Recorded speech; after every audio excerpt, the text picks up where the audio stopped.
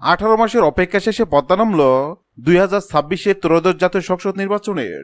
তারেক রহমানের নেতৃত্বে বিএনপি 2/3 আসন নিয়ে ক্ষমতা ফিরলেও এবারে নির্বাচনে আসল আলোচনা কিন্তু জয়ী প্রার্থীদের নিয়ে নয়, বরং আলোচনা চলছে সেই সব জনপ্রিয় মুখদের নিয়ে যারা লড়াই করে একদম শেষ মুহূর্তে এসে হেরে গেছেন।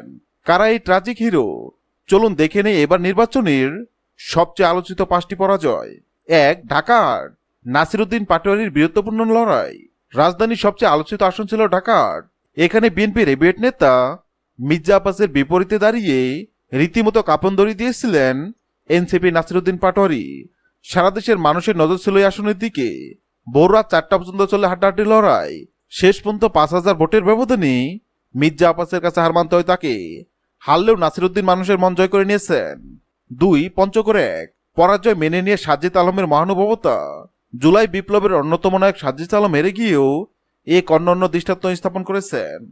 1,68,000 ভোট পেয়েও তিনি পরাজিত হন বিএনপি নওশাদ জমিরের কাছে।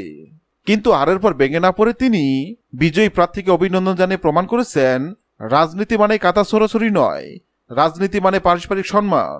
3. ঢাকা নয় ক্লিন ইমেজের তাসনিন জারা। আন্দোলনের সময় থেকে ডাক্তার তানজিন জারা ছিলেন তারুণ্যের প্রতীক। আদর্শের লড়াইয়ে অটল থেকে জামাতের জোটের প্রতিবাদে এনসিপি ত্যাগ করে স্বতন্ত্র প্রার্থী হয়েছিলেন তিনি। তবে ভোটার হিসেবে তিনি 3 নম্বর থেকে শেষ করেন। জয় না পেলেও তার মানসিকতা নেটিজেনদের প্রশংসা করেছে। 4. ঢাকা 13 মামুনুল হকের মাত্র 2,000 ভোটের আক্ষেপ। মাওলানা মামুনুল হক এবং ববি হাজ্জাদের লড়াই ছিল দেখার মতো।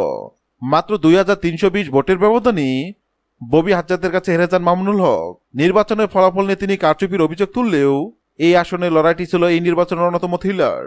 5. ঢাকা 16 আমিনুল হক। ঢাকা 16 আসনে বিএনপির প্রার্থী আমিনুল হক দীর্ঘদিনের আন্দোলন সংগ্রামের কারণে আশাবাদী হলেও পরাজিত হন বাংলাদেশের জামাত ইসলাম সমন্বিত কর্নেল অফ আব্দুল বাতেমের কাছে। বাতেম পান 86,823 ভোট আর আমিনুল ইসলাম পান 84,207 ভোট। নির্বাচনে হারজিত থাকবেই, কিন্তু এই প্রার্থীরা প্রমাণ করেছেন যে বাংলাদেশের রাজনীতিতে এখন নতুন মুখের জোয়ার এসেছে।